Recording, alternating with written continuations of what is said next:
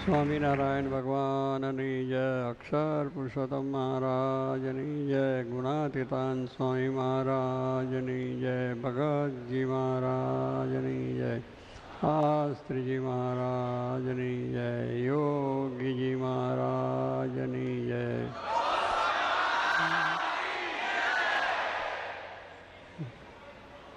22મી શતાબ્દી મહોત્સવની પણ જય.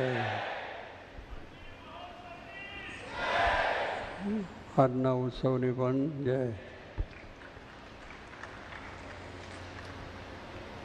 અત્યારે આ સ્વાગત સભા છે, એમાં આપ સૌ પધાર્યા છો અને આપનો બધો ઉત્સાહ, ઉમંગ, સમર્પણ ભાવના, સેવા ભાવના એ બધી વાતો સાંભળીને હજુ રમના બધી જે ભાઈઓએ પોતાની સ્થિતિ ગજા ઉપરાંત કામકાજ વ્યવહાર સંસાર છોડીને નાના મોટા તમામ આ સેવા અને આ મંદિર કરવાની અંદર ખૂબ કામ કર્યું છે. એની સાથે પોતાનો જે ભક્તિભાવ છે, સમર્પણ ભાવ છે કે નિયમ છે, વ્રત છે, વ્રત પણ કર્યા છે, વ્રત કરીને સેવા કરી છે. આખો દાડો વ્રત ચાલતું હોય ને પછી સેવા તો એમ જ. ઉપવાસ છે, કેટલાક બધી પ્રદક્ષિણાઓ કરી છે, વાંચન પણ કર્યું છે. આવું ઘણા નિયમો પણ હતા ભક્તિના. એટલે ખાલી સેવાની સાથે પણ આ બધું પણ પોતાને જે અંતર શુદ્ધિ છે, દેહ સેવા છે અને અંતર શુદ્ધિની જે વાત છે એમાં વાંચન, ભજન, કીર્તન, પ્રાર્થના એ બધું કર્યું છે. એટલે બહુ જ મોટી વાત છે કે હવે હું સેવાની અંદર પોતાને આ જે નિયમ, ધર્મ, આજ્ઞા, ઉપાસના વગેરે થાય તો એ પણ બહુ મોટી વાત છે. એટલે આ રીતે અત્યારે બધાના જે વાત સાંભળી કે એ પ્રમાણે બાળકો છે, વ્યક્તિઓ છે, હરિભક્તો છે, મહિલા મંડળ છે અને તમામ જે આપનો જે અહીંયા સાઉથ ઈસ્ટ કહેવાય ને, સાઉથ ઈસ્ટ, એના બધા ભક્તોનો વાત સાંભળી. નાના મોટા એ પણ બધાએ પોતાનું તન, મન, ધન સમર્પણ કર્યું છે. સમયનો પણ ભોગ આપ્યો છે. પોતાના ધંધા નોકરી મૂકીને પણ અખંડ રહ્યા છે. એટલે આ રીતે વાત જાણવાથી ખૂબ આનંદ થયો છે. ભગવાન શ્રીજી મહારાજ પણ આપના બધા ઉપર ખૂબ પ્રસન્ન થશે. ગુણાતીતાન સ્વામી ભગતજી મહારાજ પણ ખૂબ પ્રસન્ન થશે. શાસ્ત્રી મહારાજ અને યોગીજી મહારાજ તો આમ આનંદ થતો હોય છે કે આ બધું કામ કર્યું. કારણ કે આ બધાના સંકલ્પ છે. ગુણા મહારાજના સંકલ્પ, પાંદરે સત્સંગ, ગુણાતીતાન સ્વામીનો પણ સંકલ્પ ભગવાન છે, ભગતજી મહારાજનો સંકલ્પ, શાસ્ત્રી મહારાજનો અક્ષરને પુરુષોત્તમનું જ્ઞાન, તમામ ઠેકાને પ્રવર્તન થાય બ્રહ્માંડમાં. યોગી મહારાજે તો કહ્યું અનંત બધા બ્રહ્માંડની અંદર, અનંત બ્રહ્માંડમાં અક્ષર પુરુષોત્તમનું જ્ઞાન અને ભજન થાય એવો એમનો સંકલ્પ છે. અને એ સંકલ્પમાં આપ સર્વ ભળ્યા છો કે અત્યારે અહીંયા આવું મંદિર કરવાને માટે એ બહુ જ મોટી વાત છે. કારણ કે સેવા છે એની અંદર દેહ ભાવ બહુ નડે.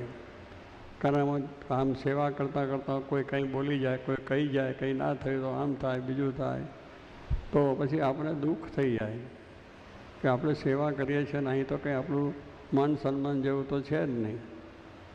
પણ જ્યારે આપણે ચારો સંસાર વ્યવહારનું કાર્ય, ધંધા, નોકરી બધા કરીએ છીએ, કુટુંબમાં પણ આપણે રહીએ છીએ, ત્યારે એ કંઈ ઈચ્છા રાખતા નથી અને એ કરે છે તો પણ આપણે એને સહન કરી લઈએ છીએ. જ્ઞાને કરીને આપણે નોકરી કરીએ ને કોઈ બોલી પણ જાય, કામ કરતા હોય ને કોઈ કહી જાય, એવું આપણે કરીએ છીએ. તો એ પણ અહીંયા આગળ આટલા મોટા કામ કરવાના છતાં ઘણી જાતની મુશ્કેલીઓ, ઘણી જાતના પ્રશ્નો બધી રીતે થયા છે. પણ કોઈ પ્રકારનું માન રાખ્યા સિવાય દાસભાવ અને નિર્માણી ભાવે બધાએ સેવા કરી છે. તો એ બધાને ખૂબ ધન્યવાદ છે. અને સ્વાગત, અને અત્યારે તો અમારું સ્વાગત કરવા માટે આ સભા યોજી છે અને સ્વાગત બધી વાતો કરી. પણ આ વાતો બધી સાંભળીને આ તમારા બધા જે કાર્યો સાંભળીને જે તમે બધી વાતની વિગત બધી સાંભળી તો અમારે તમારું સ્વાગત કરવું જોઈએ એવું થઈ ગયું કે આ બધાને અમને હજારો તમારા સ્વાગત કરીએ, લાખો સ્વાગત કરીએ તો પણ ઓછા છે એવું આપણે કામ કર્યું છે. એટલે આ કંઈ નાની સૂની વાત નથી. પોતાના દેહ માટે, વ્યવહાર માટે, સંબંધીઓ માટે, એ માટે ઘણા માટે આપણે બધું કરીએ છીએ. પણ જે ભગવાન માટે થવું, આવા મહાન પુરુષ શાસ્ત્રીમાં જોગી મહારાજ જેવા માટે જે કરવું એ બહુ મોટી જબરદસ્ત વાત છે.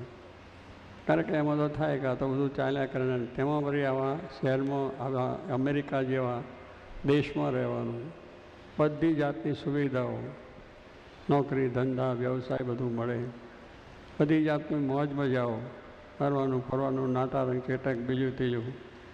અત્યારે આપણે વિજ્ઞાને ટેકનિક આપ્યું છે એટલે જેવું જોવું એવું જોઈ શકાય. ટીવીમાં ને બીજે ને ત્રીજે ને પાર્ટીઓ જઈ શકીએ, ખાવા પીવાનું પણ કોઈ મર્યાદા ના હોય. આવો એક રંગવાળો દેશ કે જેનો રંગ એકદમ ચડી જાય આપણને, એ માર્ગે આપણે જતું રહેવાય એવો દેશ છે. અને એમાં યુવાનોને તો આ વસ્તુ સહેજે થઈ જાય.